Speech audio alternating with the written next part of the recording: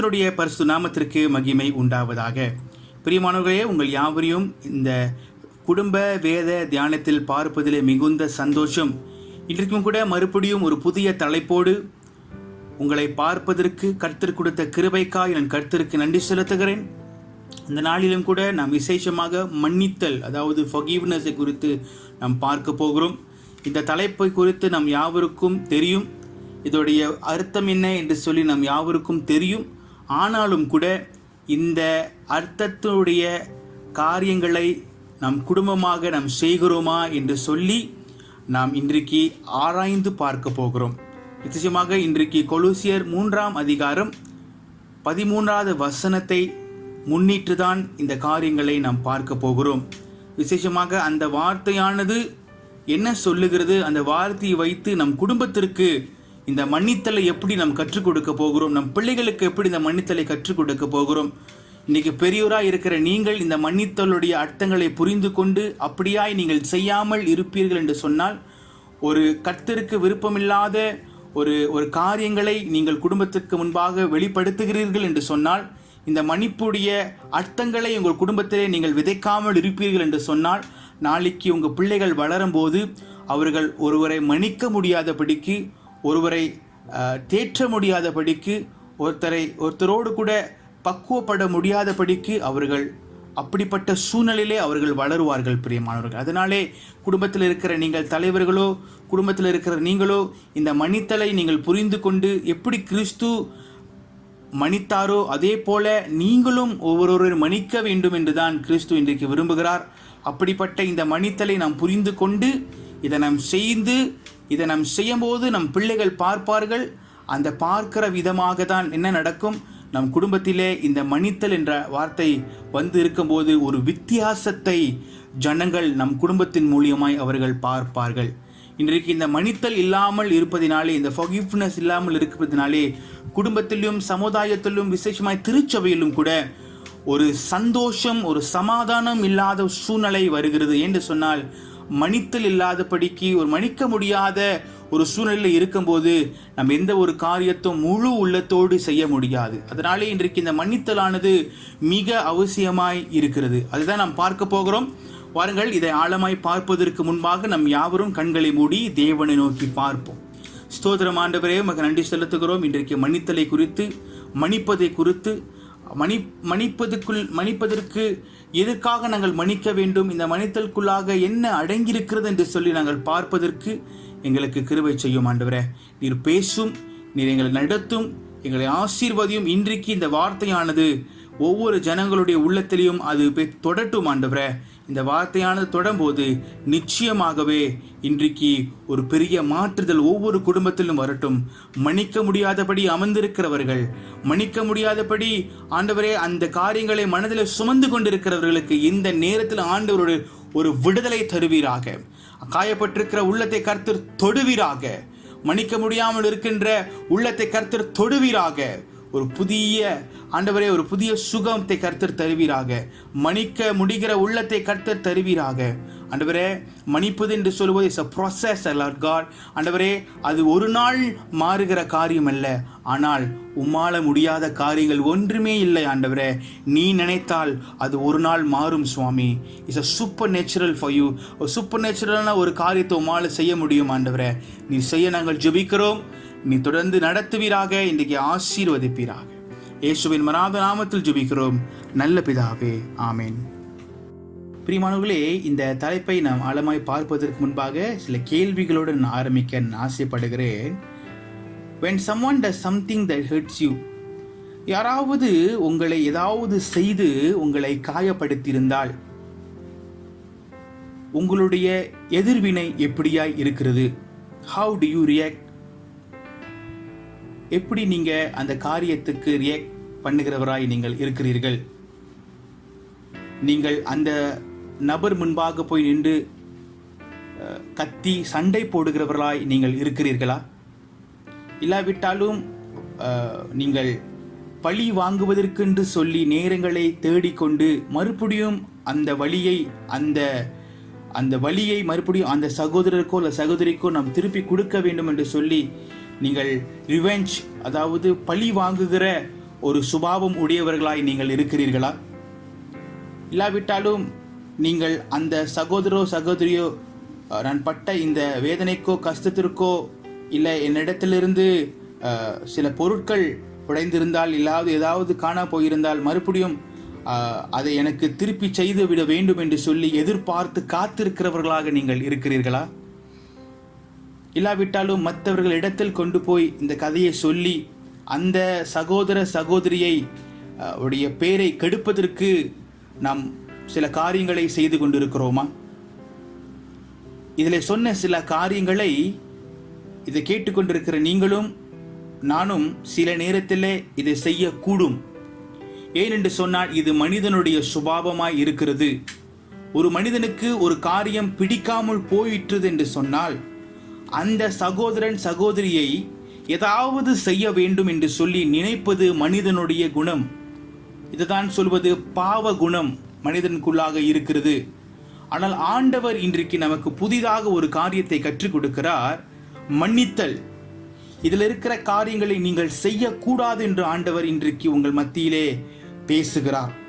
இப்படிப்பட்ட காரியங்களெல்லாம் செய்யும் போதுதான் உங்களுக்கு ஒரு திருப்தி வருகிறது, உங்களுடைய காயம் ஆறுகிறது என்று சொல்லி நீங்கள் நினைத்தால் அது சரியாகாது, அது மிகையாகாது.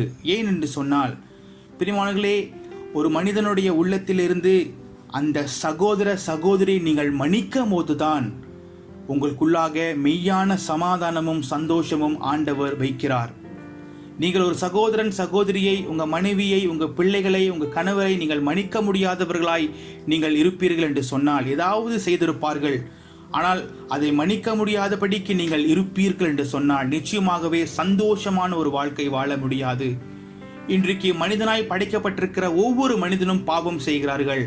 அதனாலே அவர்களெல்லாம் சாகடிக்கப்பட வேண்டும், அவர்களெல்லாம் மரணத்துக்குள்ளாக தள்ளிவிட வேண்டும் என்று சொன்னால் இந்த உலகத்திலே ஒரு மனிதன் வாழ முடியாது.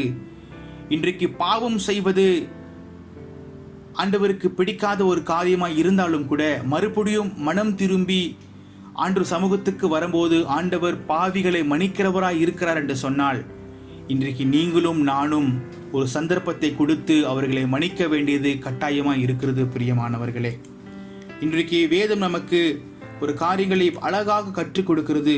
என்னவென்று சொன்னால் கொலோசியர் 3:13 நமக்கு ஒரு வித்தியாசமான ஒரு காரியங்களை நமக்கு இன்றைக்கு கற்றுக் கொடுக்க போகிறது. என்னவென்று சொன்னால், ஒருவரை ஒருவர் தாங்கி ஒருவர் பேரிலே ஒருவருக்கு குறைபாடு உண்டானாய் கிறிஸ்து உங்களை மன்னித்தது போல ஒருவருக்கு ஒருவர் மன்னியுங்கள். பாருங்க, இன்றைக்கு ஆண்டவர் ஒருவருக்கு ஒருவரை மன்னியுங்கள் என்று ஆண்டவர் சொல்லுகிறார். எப்படி கிறிஸ்து உங்களை மன்னித்தாரோ அதே போல நீங்கள் ஒருவரை மன்னிக்க வேண்டும் என்று கிறிஸ்து இன்றைக்கு நமக்கு கற்றுக் கொடுக்கிறார். பாருங்க, we should follow Jesus example and forgive them. ஆண்டவருடைய காரியங்களை பார்த்து ஆண்டவர் எப்படி பாவிகளை மன்னித்தாரோ அதே போல நீங்களும் மன்னிக்க வேண்டியது நம்மளுடைய கடமையாய் இருக்கிறது. பாருங்க, நம்மளுடைய காயம் என்று சொல்லும் போது நம்மளுடைய காயமானது மன்னிக்க முடியாமல் இருக்கிறது. அவன் செய்த அந்த மகன் அந்த சகோதர சகோதரி செய்ததை என்னால் மறக்கவே முடியல, என்னால் மன்னிக்கவே முடியல. அது துரோகம், அது காயமாய் மாறிடுது. அது என்னால் நிச்சயமாய் மறக்க முடியாது, மன்னிக்க முடியாது அப்படின்லாம் நம்ம சொல்லி கொண்டு இருக்கிறோம். ஆனால் ஒரு காரியத்தை உங்களுக்கு முன்பாய் நான் வைக்க ஆசைப்படுகிறேன். பாருங்க, இயேசு கிறிஸ்துவை அந்த சிலுவையிலே அடிக்கும் போது நிச்சயமாக சிலுவையில் அடித்து அவர்கள் சிலுவையில் ஆண்டவரை ஏற்றி ஆண்டவரை கஷ்டப்படுத்தி துன்பப்படுத்தினார்கள். அங்க இருக்கிற ஒருவராவது இயேசுவிடத்தில் போய் இயேசுவே என்னை மன்னித்து விடும் என்று சொல்லி அவர்கள் கேட்டார்களா? யாருமே கேட்க கிடையாது. ஆனாலும் ஆண்டவர் வானத்தை நோக்கி பிதாவின் இடத்தில் அவர்களை மன்னியும் என்று சொல்லுகிறார் என்று சொன்னால் இன்றைக்கு அவர்களிடத்தில் மன்னிப்பு கேட்க வேண்டும், அப்போதான் நான் அவர்களை மன்னிப்பேன் என்று சொல்லுகிற குணத்தை தவிர நாம் அவர்கள் மன்னிப்பு கேட்காத முன்பே நான் அவரை மன்னிக்கிறேன் என்று சொல்வதுதான் இன்றைக்கு ஆண்டவரை பின்தொடர்ந்து வருகிற பிள்ளைகளுடைய குணதேசமாய் இருக்க வேண்டும். ஒருவர் நம்மளை காயப்படுத்தி இருந்தால் அந்த காயமானது எனக்கு புரிகிறது, அது வழியாக தான் இருக்கும். ஆனாலும் அந்த காயத்திற்கு மருந்தை ஆண்டவர் உங்களுக்கு நிச்சயமாய் தருவார். அதற்கு நீங்கள் காத்திருக்க வேண்டும். கர்த்தர் சமூகத்தில் போய் அந்த காரியங்களை சொல்லி காத்திருக்கும் போது அவர்களை நீ மன்னித்து ஆண்டவரோட சமூகத்துக்கு போகும்போது நிச்சயமாய் ஆண்டவர் உங்களுக்கு அவர்களை மன்னிப்பதற்கும் அதை மறுப்பதற்கும் ஆண்டவர் ஏதாவது வழிகளை உங்களுக்கு அவர் செய்து கொடுப்பார் பிரியமானவர்களே. இன்றைக்கு ஆண்டவர் நம்மளுடைய பாவத்தை அவரால் மன்னிக்க முடிகிறது என்று சொன்னால், எதனால் நம்ம மற்றவர்களுடைய பாவத்தை மன்னிக்க முடியாதபடி நாம் இருக்கிறோம்? இன்றைக்கு வேதம் அப்படித்தான் சொல்லுகிறது, ஆண்டவருடைய ஜெபமும் அப்படித்தான் சொல்லுகிறது. பிறவர்கள் பாவத்தை மன்னிப்பது போல, பிற குற்றத்தை மன்னிப்பது போல என் குற்றத்தை மன்னியும் ஆண்டவரே என்று சொல்லிதான் நாம் ஜெபிக்கிறோம் அல்லவா? இன்றைக்கு மற்றவர்களுடைய பாவத்தை குற்றங்களை நாம் மன்னிக்க முடியாமல் இருக்கிறோம். ஆனால் நம்மளுடைய பாவத்தையும் குற்றங்களையும் ஆண்டவர் மன்னிக்கிறார். எப்படி? இன்றைக்கு நம்ம அநேக பாவங்கள் செய்து கொண்டிருக்கிறோமே. சில நேரத்தில் ஆண்டவருடைய உள்ளத்தை உடைக்கிறோமே. நேரத்தில் ஆண்டவர் சொன்ன கட்டளைகளை கைக்கொள்ளாமல் இருக்கிறோமே. இதெல்லாம் நாம் பார்க்கும்போது ஆண்டவருடைய உள்ளம் உடையாதா? ஆனால் ஆண்டவர் நம்மளை மன்னிக்கிறாரே. நம்ம பாவத்தை மன்னித்து நம் மனம் திரும்பி கர்த்தர் சமூகத்துக்கு போகும்போது ஏற்றுக்கொள்கிறாரே. இன்றைக்கு நம்மளும் கிறிஸ்துவை போல பின்தொடர்ந்து வருகிறவர்களாக நாம் இருக்க வேண்டும் பிரியமானவர்களே. ஒரு காரியத்தை உங்களுக்கு விளக்க ஆசைப்படுகிறேன். பாருங்க, இன்றைக்கு நம்ம ஒரு இன்ஸ்ட்ருமெண்டல், ஒரு லாங்குவேஜ், ஒரு ஸ்போர்ட்ஸ், இல்லை ஏதாவது புதிதாக நம் சில காரியங்களை கற்றுக்கொள்ள வேண்டும், ஒரு கமிட்மெண்ட், ஒரு காரியங்கள் வேண்டும் என்று சொன்னால் அதற்கு நிச்சயமாகவே அதற்கு நமக்கு சில கமிட்மெண்ட், சில பிராக்டிஸ், சில முயற்சிகள் நமக்கு தேவைப்படுகிறது, சில பயிற்சிகள் நமக்கு தேவைப்படுகிறது. அந்த காரியத்தை செய்வதற்கு என்று சொல்லி அந்த காரியத்தை முழுமையாக கற்றுக்கொள்ள வேண்டும், அந்த காரியத்திலே முழுமையாக நாம் ஒரு ப்ரொஃபஷனலாக ஆக வேண்டும் என்று சொன்னால் அதற்கு நேரங்கள் எடுக்கும். அதற்கு நாம் பிராக்டிஸ் செய்ய வேண்டும். அதற்கு நாம் அதிகமாக காத்திருக்கிறவர்களாக இருக்க வேண்டும். எடுத்த கையோடு நம்ம ஒரு பெரிய ஃபுட்பால் பிளேயர் ஆக முடியாது. எடுத்த கையோடு நம்ம பெரிய ஒரு மியூசிஷியனாக ஆகிற முடியாது. எல்லாத்துக்கும் ஒரு நேரம் எடுக்கும், ஒரு காலம் வரும். அதே நிதியில நீங்கள் பார்க்கும்போது ஒருவரை மன்னிப்பது என்று சொல்வது ஒரு பெரிய கமிட்மெண்ட். ஏனென்று சொன்னால், நீங்கள் கர்த்தரை சார்ந்து நாடி இருக்கிறவர்களா இருப்பீர் என்று சொன்னால் இந்த மன்னிக்கிற குணமானது உங்களுடைய வாழ்க்கையில அது இருக்கும். அதை நீங்கள் எப்பொழுதும் பயிற்சிக்குள்ளாக கொண்டு வரும்போது அவர்களை மன்னித்து ஏற்றுக்கொள்ள முடியும். இன்றைக்கு இந்த பூமியிலே ஒருவருக்கு மேலாக கோபத்தை வைத்துக் கொண்டு நாம் வாழ்ந்து எண்ணத்தை சாதிக்க போகிறோம். இந்த பூமியில நம்ம இருக்க போகிற காலமானது குறுகிய காலம் அல்லவா? இந்த குறுகிய காலத்தில் நம்மளுடைய வாழ்க்கையை கோபத்தினாலும் ஒருவர் மேலே வைத்திருக்கின்ற பாசத்தை காட்ட முடியாதபடி கோபம் கொண்டு பழி வாங்கி அவர்கள் படுகிற கஷ்டத்திற்கு மேலாக நாம் சந்தோஷப்பட்டு என்ன பட போகிறோம்? நாளைக்கு அதே விதமான பலவீனம் சூழ்நிலை நமக்கு வரும்போது மற்றவர்களும் நம்மளை பார்த்து அதே விதமான காரியம் செய்தால், அதே விதமான பழி வாங்குகிற குணத்தோடு நம்ம இடத்துக்கு ஒருவர் வருவார் என்று சொன்னால் நமக்கு எப்படி வேதனையாய் இருக்கும்? மனங்களே, நாம் சில காரியங்களை விட்டுவிட வேண்டும் என்று சொன்னால் முழுமையாய் விட்டுவிட வேண்டும். நீங்க ஆண்டவர் தான் விரும்புகிறார். நீங்க ஒரு பெரிய கமிட்மெண்ட் எடுத்துக்கொள்ளுங்க. ஆண்டவரே, நிச்சயமாகவே நான் மன்னிக்கிற ஒரு குணம் எனக்கு வேண்டும், நீ தாரும். அதை கொண்டு நான் பயிற்சி செய்து என் வாழ்க்கையிலே செய்த சில பாவங்கள் குற்றங்கள் செய்தவர்களை, என்னை காயப்படுத்தினவர்களை நான் மன்னிக்க வேண்டும். உம்மை போல நான் வாழ வேண்டும். மற்றவர்களுக்கு உம்மை நான் வெளிப்படுத்த வேண்டும் என் வாழ்க்கையின் மூலியமாய் என்று சொல்லி இன்றைக்கு நீங்கள் குடும்பமாக தீர்மானம் எடுப்பது அநேக நிச்சயம் வேண்டும், அதிக தேவைப்படுகிறது என்று சொல்ல நான் ஆசைப்படுகிறேன் பிரியமானவர்களே. இன்றைக்கு நாம் அது பயிற்சி எடுத்துக்கொண்டே இருக்கும் போது நிறைய விதமான கான்ஃப்ளிக்ட், நிறைய விதமான டிஸ்அக்ரிமெண்ட் நமக்குள்ளாக வரும், கருத்து வேறுபாடுகள் வரும். இந்த கருத்து வேறுபாடுகள் இதெல்லாம் நமக்கு வரும்போது நிச்சயமா என்ன நடக்கிறது என்று சொன்னால், அந்த பிரச்சனைகளுக்கு ஒரு முடிவானது எப்படி வரும்? ஒருவரை நீங்கள் மன்னிக்கும் போது நிச்சயமாய் பிதாவானவர் உங்களை அவர் மன்னிக்கிறவராகவே அவர் இருக்கிறார் பிரியமானவர்களே. இந்த இடத்துல ஒரு முக்கியமான சில காரியங்களை உங்களுக்கு நான் வைத்திருக்கிறேன். some important points about forgiveness that we need to keep in mind. நம்மளுடைய சிந்தையிலே நான் வைத்துக் கொள்ள வேண்டிய சில காரியங்களை இன்றைக்கு உங்களுக்கு நான் சொல்லிக் கொடுக்க ஆசைப்படுகிறேன். இதை நீங்கள் கேட்பீர்கள் என்று சொன்னால் நிச்சயமாக உங்களுக்கு இது ஆசீர்வாதமாய் இருக்கும் பிரியமானவர்களே. முதல் பாயிண்ட் நீங்கள் பார்க்கும்போது, forgiveness is a choice, not a feeling. அப்படின்னு சொல்லும்போது, மன்னிப்பு என்று சொல்வது நாம் தேர்ந்தெடுக்கின்ற ஒரு காரியமாக இருக்கிறது. மன்னித்தல் என்று சொல்வது நாம் தேர்ந்தெடுக்கின்ற ஒரு காரியமாக இருக்கிறது. அது மன உணர்ச்சியாக அது இருக்கக்கூடாது. அப்படின்னு சொல்லும்போது, நாம் ஒருவர் நம்மளை காயப்படுத்தினவர்களை மன்னிக்க வேண்டும் என்று நினைப்பது அப்படிப்பட்ட ஒரு குணத்தை நாம் தேர்ந்தெடுக்க வேண்டியது நம்மளுடைய கரத்தில் இருக்கிறது என்று ஆண்டவர் சொல்லுகிறார். இன்றைக்கு நம்மளுடைய உணர்ச்சிகளை, அந்த உணர்ச்சிகளுடைய வழிகளோடு எப்போயுமே நாம் இருக்கும்போது, அந்த உணர்ச்சியோட வழியை எப்போதும் அதோடைய வழியை நினைத்து கொண்டே நாம் மன்னிக்கக்கூடாது என்று சொல்லி நாம் அமர்ந்திருப்போம் என்று சொன்னால், நிச்சயமாய் ஒரு சகோதரர் ஒரு சகோதரியை இல்லை நாம் மன்னிக்க வேண்டியவர்கள் நாம் மன்னிக்க முடியாது. ஆனாலும் நம்மளுடைய உணர்ச்சியை நாம் கட்டுப்படுத்தி கொண்டு நாம் ஆண்டவர் சொன்ன காரியங்களை மன்னிப்பது அவர் செய்ய சொல்லுகிற ஒரு காரியமாய், ஒரு கட்டளையாய் இருக்கிறது என்று சொல்லி நாம் நினைவு கூர்ந்து அதை நாம் தேர்ந்தெடுக்கும் போது இந்த உணர்ச்சியானது என்ன செய்யும்? நிச்சயமாகவே அது ஒன்றாக இணைந்திருக்க அது வேலை செய்யும். அப்பொழுது நாம் உணர்ச்சியோடு என்ன செய்வோம்? சந்தோஷமாக அந்த சகோதரியை நாம் மன்னிப்பதற்கு நாம் முன் வருவோம். பிரியமானவர்களே, நாம் சில நேரத்தில் என்ன எதிர்பார்ப்போம்? அவங்க தான் என்னை காயப்படுத்தினாங்க, அதனால் அவங்க தான் என் வந்து மன்னிப்பு கேட்கணும். அவங்க தான் சில நேரத்தில் நம்ம தமிழர்களாக இந்தியர்களாக இருக்கும்போது என் காலில் விழுந்து மன்னிப்பு கேட்கணும், என் கையை பிடிச்சு மன்னிப்பு கேட்கணும், என் குடும்பத்தில் வந்து மன்னிப்பு கேட்கணும். சில விதிமுறைகளை வைத்திருப்போம். மன்னிப்பு கேட்பதற்கு இப்படிப்பட்ட ஒரு மன்னிப்பை கேட்டால்தான் நான் வந்து அவனை மன்னிப்பேன், நான் வந்து அவங்கள மன்னிப்பேன் அப்படின்னு சொல்லி சில காரியங்களை நாம் திட்டம் வைத்திருப்போம். ஆனால் ஆண்டவர் என்றைக்குமே நாம் பாவம் செய்யும் போது இப்படிப்பட்ட வழிமுறைகளில் நீங்கள் மன்னிப்பு கேட்டால் தான் உங்களை நான் ஏற்றுக்கொள்வேன் என்று ஆண்டவர் சொல்லவில்லை. ஆண்டவர் நமக்கு என்ன சொல்லியிருக்கிறார்? நீ பாவம் செய்தால் நீ என்னுடைய சமூகத்துக்கு முன்பாக மனம் திரும்பி நீர் வருவாய் என்று சொன்னால், உன் பாவத்தை முழுமையாய் ஒப்பு கொடுத்து வருவாய் என்று சொன்னால், உன்னை நான் மன்னிக்கிறவனாய் இருக்கிறேன் என்று ஆண்டவர் சொல்லுகிறாரே. இன்றைக்கு அந்த சகோதரர் உங்க இடத்துல மன்னிப்பு கேட்டாதான் நான் மன்னிப்பேன் என்று சொல்வது கிறிஸ்துவை பின்தொடர்ந்து வருகிற பிள்ளைகளுக்கு அழகல்ல. இன்றைக்கு இயேசுவோடைய பிள்ளைகளாய் நீங்களும் நானும் இருப்போம் என்று சொன்னால், அவர்கள் மன்னிப்பு கேட்பதற்கு முன்பாகவே நீங்கள் மன்னிக்க பழகி கொள்வதுதான் இன்னைக்கு கிறிஸ்தவர்களுடைய குணாதிசயமாய் இருக்கிறது.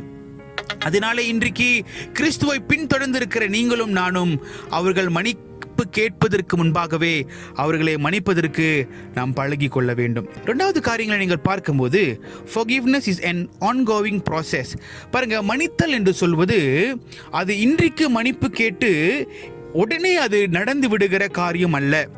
நிச்சயமாகவே அதற்கு அநேக நாட்கள் தேவைப்படும், அநேக வாரங்கள் தேவைப்படும். அது ஒவ்வொரு நாளும் நாம் பயிற்சி எடுப்பதை பொறுத்து இருக்கிறது பிரியமானவர்களே. ஆனாலும் அந்த சகோதரி மறுபடியும் உங்களை காயப்படுத்துவதற்கு கூடும். ஆனால் ஆண்டவர் மத்திய எழுதின சுவிசேஷம் 18ஆம் அதிகாரம் 21-22 நீங்கள் பார்க்கும்போது அவர் சீஷருக்கு ஆண்டவர் என்ன கற்றுக் கொடுக்கிறார்? நம்ம அவர்களை மல்டிபிள் டைம், அதாவது நம்ம அதிகமாக அவர்கள் பாவம் செய்யும் போது நம்ம அவர்களை மன்னித்து கொண்டே இருக்க வேண்டும் என்று ஆண்டவர் இந்த வசனத்தில் கற்றுக் கொடுக்கிறதை நாம் பார்க்கிறோம். மத்திய எழுதின சுவிசேஷம் 18ஆம் அதிகாரம் 21-22 வசனத்தை நீங்கள் வாசிக்கும் போது இந்த இடத்துல பேதுருவானவர் ஆண்டவர் இடத்துல கேட்கிறாரு, ஆண்டவரே, நான் ஒரு மனிதனை எத்தனை முறை, என் சகோதரி எத்தனை முறை நான் மன்னிக்க வேண்டும் என்று, அவங்க பாவத்தை மன்னிக்க வேண்டும் என்று சொல்லி அவர் கேட்கும்போது ஆண்டவர் சொல்லுகிறார், முதல் 21வது வசனத்தில் up to 7 times, 7 தடவைக்கு மேலாக நீங்கள் மன்னிக்க வேண்டும் என்று ஆண்டவர் சொல்லுகிறார். அது 22வது வசனத்தில் மறுபடியும் Jesus answered, I tell you not 7 times but 77 times, 77 முறை நீங்கள் அவர்களை மன்னிக்க வேண்டும் என்று சொல்லி இங்கு போடப்பட்டிருக்கிறதை நாம் பார்க்கிறோம். அப்படி என்று சொன்னால், இன்றைக்கு ஒரு மனிதன் பாவம் செய்வதோ, ஒரு மனிதன் நம்ம இடத்துல காயப்படுத்துவது, இன்று உள்ள காலத்தில் நீங்கள் பார்க்கும்போது நாம் அதை ஏற்றுக்கொள்ள வேண்டிய ஒரு மனப்பக்குவத்திலே நாம் இருக்க வேண்டும். எந்த நேரத்தில் என்ன நடக்கும், எந்த நேரத்தில் எந்த மனிதன் நம்மளை காயப்படுத்துவார்கள். சில நேரத்தில் சில வார்த்தைகள் காயப்படுத்தும், சில நேரத்தில் சிலவர்களுடைய குண அதிசயம் நம்ம பார்க்கும் போது அது நம்மளை காயப்படுத்தும். சில நேரத்தில் அவர்கள் நமக்கு செய்கின்ற துரோகங்கள், பாவங்கள், வஞ்சகம், நிறைய காரியங்கள் நம்மளை காயப்படுத்தும். ஆனால் ஆண்டவர் என்ன சொல்லுகிறார்? நீங்கள் அவர்களை சகோதரிகளாக எண்ணி நீங்கள் அவர்களை மன்னிக்க கற்றுக்கொள்ள வேண்டும் என்று ஆண்டவர் சொல்லுகிறார். நிச்சயமாகவே இது ஒரு நாள் நடக்க கூடிய காரியம் அல்ல, அது அநேக நாட்கள் எடுக்கும். ஆனாலும் அதற்கு நீங்கள் பயிற்சி எடுக்க வேண்டும். அதற்கு உங்களுடைய இருதயத்தை, உங்களுடைய சூழ்நிலையை நீங்கள் பக்குவப்படுத்தி கொள்ள வேண்டும். அப்பொழுதுதான் இந்த மன்னிப்பானது, இந்த மன்னிப்பின் குணம் உங்கள் வாழ்க்கையில் அது வர முடியும் பிரியமானவர்களே. நம்மளும் சிந்தித்து பார்ப்போம், எத்தனை முறை ஆண்டவர் நம்மளுடைய பாவத்தை அவர் மன்னித்திருப்பார். ஆனால் இன்றைக்கு ஒருவர் நம்ம வாழ்க்கையில ஒரு பாவமோ ஒரு குற்றங்களோ செய்துட்டால் அது நம்மளால மன்னிக்க முடியல. ஆனால் ஆண்டவருக்கு எதிராக எத்தனை முறை நாம் பாவங்கள் செய்திருக்கிறோம். இன்றைக்கும் நாம் பாவத்திலே தான் வாழ்ந்து கொண்டு இருக்கிறோம். இன்னும் ஆண்டவரை மறுதலித்துக் கொண்டு தான் இருக்கிறோம். சில நேரத்தில் ஆண்டவருடைய வார்த்தையை கேட்காதபடி தான் இன்னும் வாழ்ந்து கொண்டிருக்கிறோம். ஆனாலும் ஆண்டவருடைய கிருபை நம்மளை தாங்கிக் கொள்ளவில்லையா? ஆண்டவருடைய இரக்கம் நம்ம வாழ்க்கையில கிரியை செய்யவில்லையா? இன்றைக்கும் நீங்களும் நானும் உயிரோடு இருக்காமல் மரித்து போயிருக்கிறோமா? இல்லையே, உயிரோடு தானே இருக்கிறோம். இன்னும் சந்தர்ப்பத்தை ஆண்டவர் நமக்கு கொடுத்து தானே இருக்கிறாரு. அப்பொழுது சொல்லும் போது பிரியமானவர்களே, நிச்சயமாகவே நீங்களும் நானும் ஆசீர்வதிக்கப்பட்டவராய் இருக்கிறோமா இல்லையா? ஆண்டவருடைய பார்வைக்கு முன்பாக இன்னும் என்னுடைய பிள்ளையை மன்னிக்க வேண்டும் என்று சொல்லி இரக்கமுள்ள ஒரு குணம் ஆண்டவருக்கு இருக்கிறதா இல்லையா? இன்றைக்கு ஆண்டவருக்கு அப்படி இருக்கிறது என்று சொன்னால், ஆண்டவரை பின்தொடர்ந்து போகிற பிள்ளைகள் நீங்கள் எப்படியா இருக்க வேண்டும்? நான் எப்படி இருக்க வேண்டும்? ஆண்டவரை போல ஒருவரை ஒருவர் மன்னித்து நாம் வாழ வேண்டும் பிரியமானவர்களே. மன்னிப்பின் உள்ளம் இல்லை என்று சொன்னால் ஆண்டவரை நாம் ஆராதிக்க முடியாது. என்றால் ஆண்டவருடைய குணாதிசயங்கள் நமக்கு இல்லை என்று சொன்னால் நாம் ஆண்டவரை ஆராதிப்பதில் பிரயோஜனம் இல்லை பிரியமானவர்களே. அதனாலே மன்னிப்பது என்று சொல்வது ஒரு மனிதனுக்கு அநேக தேவை உள்ளது. ஆனாலும் நான் சொல்லுகிறேன், உங்களுக்கு கேரண்டியாக நான் சொல்ல முடியும், மன்னிப்பது என்று சொல்வது ஒரு நாளிலே அது மறைந்து போகிற காரியம் அல்ல. அது நீங்கள் ஒவ்வொரு நாளும் ஆண்டவருடைய பாதடியில் வைத்து அவருடைய பலத்திற்காய் காத்திருக்கும் போது நிச்சயமாகவே உங்களுடைய முயற்சியை பார்த்து ஆண்டவர் அதை உங்களுக்கு கொடுத்து மன்னிக்கின்ற ஒரு குணத்தை ஒரு அம்சத்தை கொடுத்து ஒரு மன்னிக்கின்ற ஒரு குண அதிசயத்தை கொடுத்து உங்களை ஆண்டவர் நடத்துவார் பிரியமானவர்களே. அடுத்தது நாம் பார்க்கும்போது forgiveness is not the same as forgetting.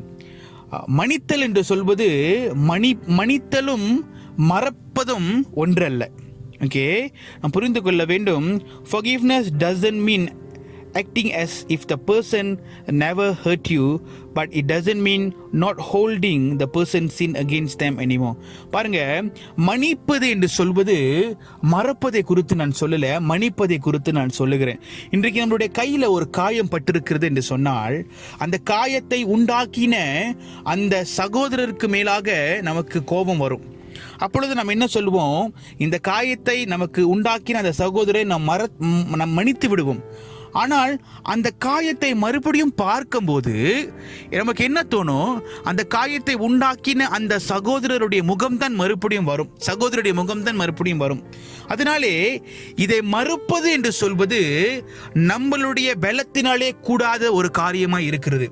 மன்னிப்பது நம்மளால கூடும், ஆனால் மறப்பதோ ஆண்டவருடைய கரத்திலே இருக்கிறது. அவர்கிட்ட நாம் கேட்க வேண்டும், ஆண்டவரே எனக்கு பலத்தை தாரும், இந்த காரியத்தை பார்க்கும்போது அந்த ஞாபகம் மறுபடியும் வராமல் இருப்பதற்கு, அந்த சகோதரரை மறுபடியும் என்னுடைய சிந்தனைக்குள் கொண்டு வராதபடிக்கு நீர் அந்த பலத்தை எனக்கு தாரும் என்று நாம் கேட்கும்போது அதை எடுத்து போடுவதற்கும் மறப்பதற்கும் ஆண்டவர் உமக்கு பலத்தை தருவார்கள் பிரியமானவர்களே. அதனாலே நாம் பாவத்தை சுமந்து கொண்டிருக்க மாட்டோம். நாம் மன்னித்து விட்டோம் என்று சொன்னால் நிச்சயமாகவே அந்த பாவத்தை, அந்த சகோதர சகோதரியை, குடும்பத்தில் இருக்கிறவர்களை நாம் மன்னித்து விட்டோம் என்று சொன்னால் நாம் பாவத்திலேயே தரித்திருக்க மாட்டோமே. அதன் ஆண்டவர் சொல்லுகிறார், நீங்கள் பாவம் செய்யாமல் இருக்க வேண்டும் என்று சொன்னால் நீங்கள் ஒருவரை மன்னிக்க வேண்டும் என்று ஆண்டவர் சொல்லுகிறார். 1 கொரிந்தியர் 13:5 say that love keeps no record of wrongs. அதாவது நீங்கள் அன்பு கூறுகிறவர்களாக இருப்பீர் என்று சொன்னால் நீங்கள் தவறு செய்யாதபடிக்கு அந்த அன்பானது உங்களை காத்துக்கொள்ளும். இன்றைக்கு நீங்கள் ஒருவரை மன்னித்து அன்பிலே அவர்களை நீங்கள் அன்பான ஒரு வார்த்தையில நீங்கள் மறுபடியும் பேச ஆரம்பிப்பீர்கள் என்று சொன்னால் மறுபடியும் உங்களுக்கும் உங்க குடும்பத்தில் இருக்கிறவர்களுக்கும் இல்ல வெளியே இருக்கிறவர்களுக்கும் அந்த மறுபடியும் தவறு செய்கின்ற அந்த உணர்வு மறுபடியும் வராதபடிக்கு ஆண்டவர் காத்துக்கொள்வார். அதனாலே நாம் எப்பொழுது மன்னிக்க வேண்டும் என்று முதல் படி எடுத்து வைக்கிறோமோ அதற்கு பிற்பாடு மறுப்பதற்கும் ஆண்டவர் சில காரியங்களை நமக்கு அவர் கற்றுக் கொடுப்பார் பிரியமானவர்களே. கடைசியாக நீங்கள் பார்க்கும்போது forgiveness is a gift. மன்னிப்பது என்று சொல்வது அது ஆண்டவரிடத்திலிருந்து வருகிற ஒரு விலை உயர்ந்த ஒரு பரிசாக இருக்கிறது. எல்லா மனிதனாலையும் மன்னிக்க முடியாது. மன்னிக்க வேண்டும் என்ற குணமானது அது ஆண்டவரிடத்திலிருந்து நாம் பெற்றுக்கொள்கிற ஒரு பரிசாக இருக்கிறது. அப்படின்னு சொன்னால் மன்னிக்கின்ற குணாதிசயத்தை ஆண்டவர் நமக்கு பரிசாக கொடுக்கிறார். இன்றைக்கு ஆண்டவரை தெரிந்து கொண்டு, ஆண்டவரே உம்முடைய குணாதிசயத்தோடு நான் வாழ வேண்டும், என் குடும்பத்தில் இருக்கிறவர்களை நான் மன்னிக்க வேண்டும் என்று சொல்லுகிற ஒரு உள்ளம் கொண்டவர்களாக நீங்கள் இருப்பீர்கள் என்று சொன்னால் இன்றைக்கு ஆண்டவர் உங்களுக்கு சிறந்த பரிசு ஒன்று வைத்திருக்கிறார்.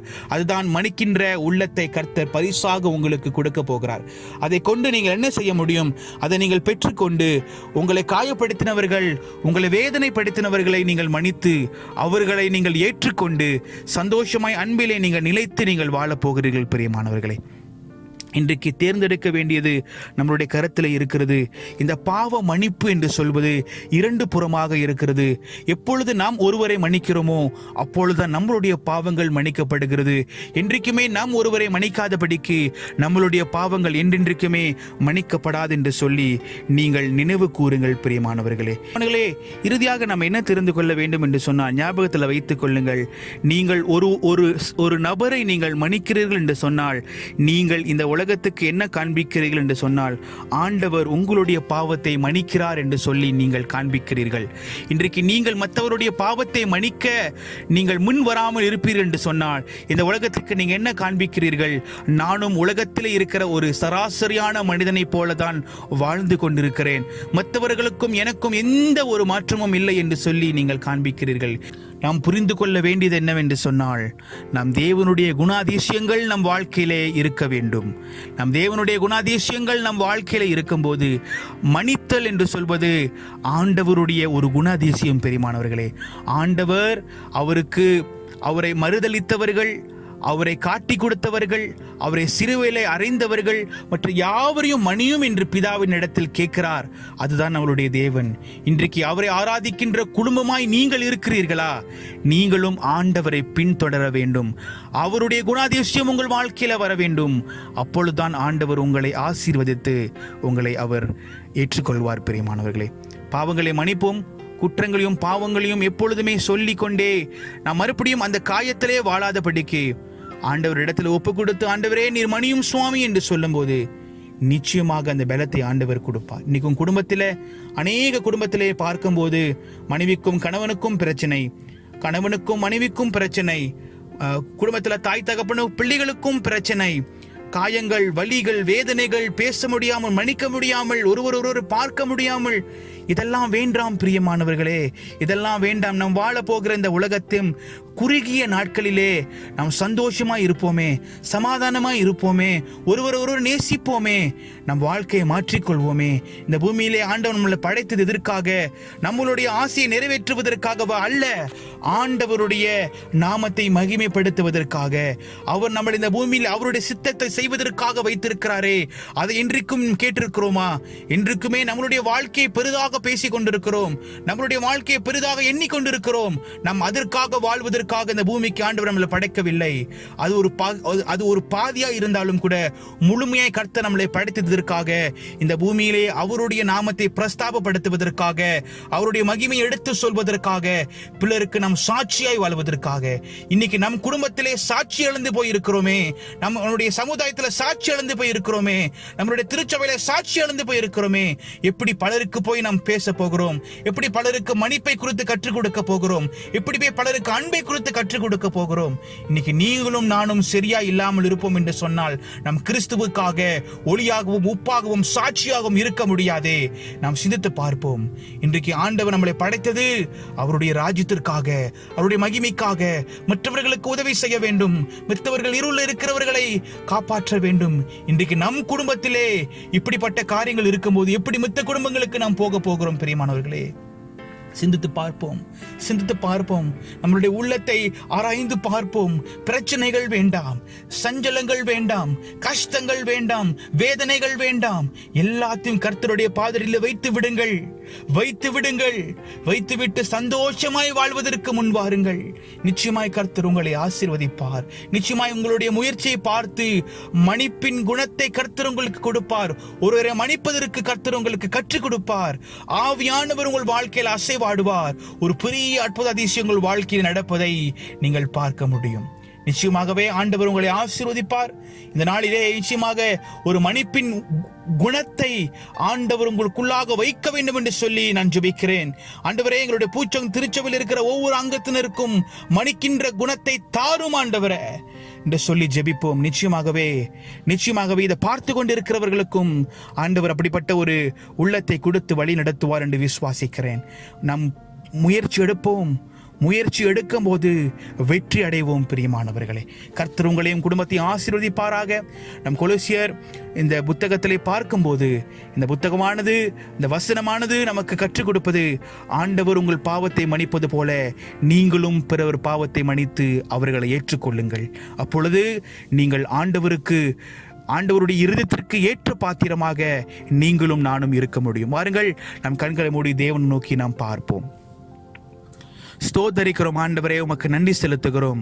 ஆண்டவரே, மன்னிப்பதும் மறப்பதும் ஒரு லேசான காரியம் அல்ல. ஆனாலும் நீர் எங்களுக்கு கற்றுக் கொடுத்ததை நாங்கள் செய்யும் போது நிச்சயமாகவே அது உமக்கு லேசான ஒரு காரியம். ஆண்டவரே, நீர் எங்களுக்கு பலத்தை தாரும், அதை முயற்சி எடுப்பதற்கு எங்களுக்கு உள்ளத்தை தாரும். அந்த காரியங்களே ஆண்டவரே எங்களுடைய சொந்த பலத்தினாலே எதுவும் செய்ய முடியாதே, ஆனால் உம்முடைய பலத்தை எங்களுக்கு தாரும். ஒருவரை மன்னிக்கவும். குடும்பத்திலே இந்த நாளிலே ஆண்டவரே, நாங்கள் ஒரு இடத்தில் யார் மத்தியில் பேசாமல் இருந்தாலும் கூட இன்றைக்கு எங்களுக்கு ஒரு புதிய திருப்பத்தை தாரும்.